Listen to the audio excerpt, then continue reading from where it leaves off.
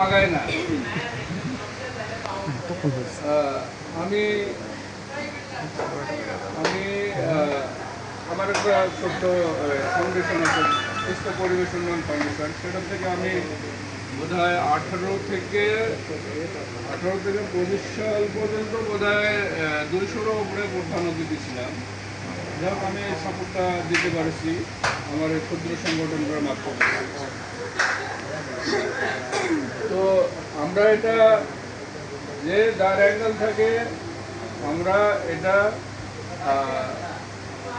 আলোচনা করি, উপরে তুলে ধরি। কেন সমস্যার সমাধান হবে না? কবি সাহিত্যিকরা তো অনেক মেধা সম্পন্ন লোক, সৃষ্টিকর্তা সবাই কিন্তু ওই মেধাটা দেন নাই। যেমন আমি যদি নিজের কথাই তুলে ধরি, আমি তো এটা বাংলাদেশ ক্ষুদ্র দেশ, মানচিত্রে ঠিকভাবে দেখা যায় না। সেই দেশের আমি একটা ক্ষুদ্র লোক, আমার জন্ম দিবস বিভিন্ন দেশে পালন করি।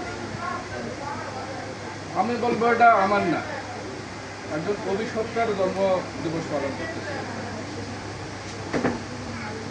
তো আমাকে অনেক সম্মানিত করেছে, অনেক দেশের সংগঠনে ambassador, country representative, secretary general, অনেক বড় বড় পদ দিয়ে রাখছে। হ্যাঁ, এটা সম্মান অবশ্যই। এবং গত বছর মিডল ইস্ট থেকে এবং ইউরোপিয়ান ইউনিয়ন থেকে আমাকে আন্তর্জাতিক সেরা ব্যক্তিত্বের মর্যাদা দিচ্ছে, যেটা বাংলাদেশে আজ পর্যন্ত কেউ পায় না। তো আমি কেন দিচ্ছে, আমি আমার কৃষ্টি কালচারকে আমি হয়তো গোটা বিশ্বে তুলে ধরতে পারছি, যার জন্য তো দিয়েছে, তাই না? তারা তো আমাকে চিনেও না, জানেও না, ওই জাহাঙ্গীর আলম রুস্তম, কিন্তু তার লেখাটাকেই তারা গুরুত্ব দিয়েছে। তার মানে একজন কবির লেখাকে তারা গুরুত্ব দিয়েছে। তারা দেখে নাই যে সে আমেরিকান বা ইউরোপিয়ান কিনা, তাহলে তো আর এই বাংলাদেশে এতগুলো দিত না। পরপর 4-4 তো সেরা কবি হওয়া এটা মুখের কথা না। হ্যাঁ, 21, 22, 23, 24 আমরা তো দেখছি সার্টিফিকেট, এবং আমি সব ডকুমেন্ট দিচ্ছি। 24 সালে গোটা বিশ্বে ইউরোপ, আমেরিকা, আফ্রিকা থেকে 24টা সংগঠন সেরা তালিকার লিস্ট পাবলিশ করেছে। আলহামদুলিল্লাহ 24টাতেই আমার নাম আসে। আর ওই ব্রিটিশ আমেরিকান পোয়েট যারা গ্রুপ করে গল্প করে, এদের 7টা, 8টা, 10টার উপর কেউ খরচ করে নেই। নিশ্চয়ই আমার কৃষ্টি কালচারটা, বাংলাদেশি কৃষ্টিটা অনেক সমৃদ্ধ, যার জন্য আমি তো এই কালচারের কথাই লিখেছি। অনেকেই বলে যে আপনি ইংলিশে লেখেন, আরে ইংলিশে লিখি আর বাংলায় লিখি, আমার কৃষ্টি কালচারকে আমি তুলে ধরতে পারলেই হলো। আর বাংলায় আমি এটা আবার অন্যদিকে নিয়ে না, বাংলা নিজের মাতৃভাষাকে আমরা সবাই ভালোবাসি। হ্যাঁ, তো আমি যদি বাংলায় যে এইসব জায়গায় পাঠাইতাম, তো তারা কি বুঝতো? তারা বুঝতে পারতো না, আর আমি ওই পর্যায়ে যাইতেও পারতাম না।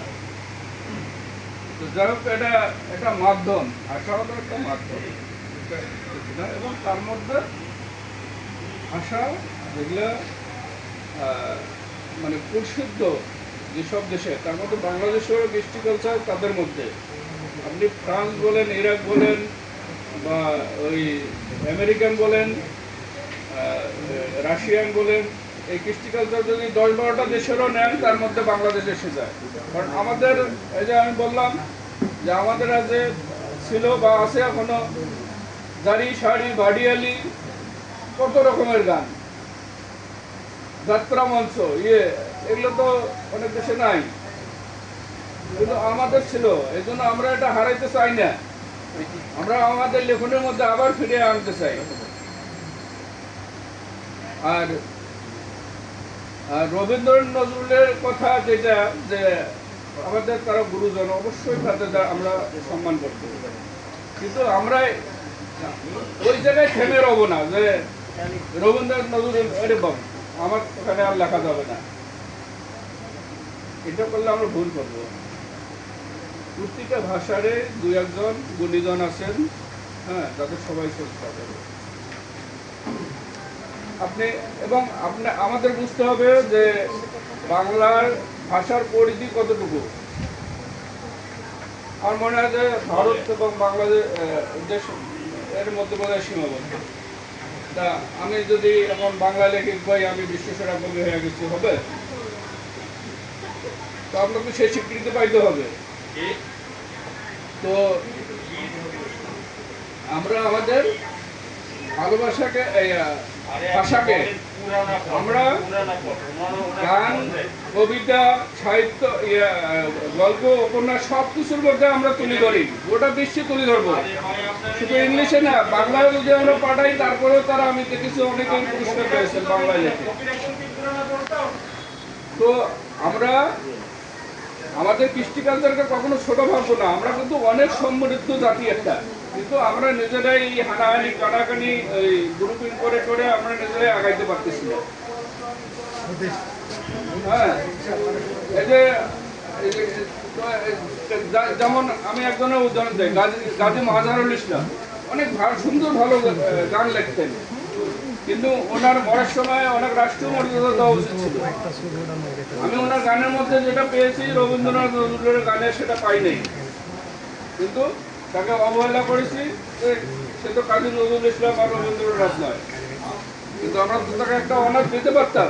তার মৃত্যুর সময় আমরা যাইতে পারতাম, কেউ গেছেন, কেউ যান নাই। তো আমরা এই ছোট ছোট বিষয়গুলোকে আমরা কখনো ছোট করে দেখবো না। ছোট বিষয় অনেক সময় অনেক বড় হয়ে যেতে পারে।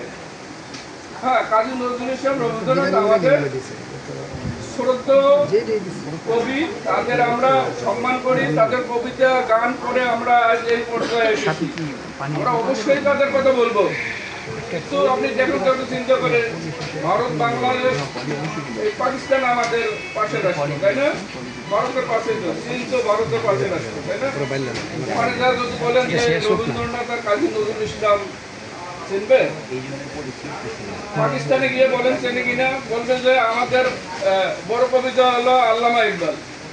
কি এগুলোর নাম তো আমরা জীবনে শুনি নাই।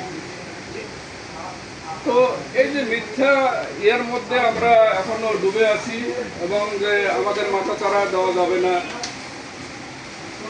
কেন যাবে না? আপনারা লিখে যান, আপনি একদিন নজরুল রবীন্দ্রনাথ হবেন, কেন হবেন না? আজ হয়তো আপনাকে দাবায় রাখা হয়েছে, কোনো একদিন ফুল যখন ফুটবে সেটার গন্ধ বাইর হবেই। আমরা এগুলা হৃদয় থেকে ধরে ফেলে আমরা সবাইকে সম্মান করবো, কিন্তু আমি আমার মাতৃভাষাকে উপরে তুলে ধরবো, আমার সংস্কৃতিকে সবার উপরে তুলে ধরবো, আর এর মধ্যে আমরা বেঁচে থাকতে চাই। এর মধ্যে বেঁচে থাকবো এই কারণে, আর যেটা আপনি কবিতা গান যেটাই whatever you are writing, it will be a document for the next generation. Generation আসি, এই যে এটা কোথায় পাবে? আমাদের এই যে আজকে গল্প হচ্ছে, হচ্ছে, জানবে? যদি আপনারা না লেখেন, কিন্তু আপনার এই ক্ষুদ্র একটা লেখার মাধ্যমে তারা অনেক কিছু ইনফরমেশন পাইতে পারে, যেটা আমাদের কৃষ্টি কালচারকে অনেক কমরে তুলে ধরতে পারে। সুতরাং আমরা লিখে যাই, এটি বলুন সেটা বড় কথা না। আমরা দেশের স্বার্থকে দেখবো, আমার ভাষার স্বার্থকে দেখবো, আমার কৃষ্টি কালচারকে গোটা বিশ্বে তুলে ধরবো। সবাইকে ধন্যবাদ আমার ছোট ছোট কথাগুলো শোনার জন্য।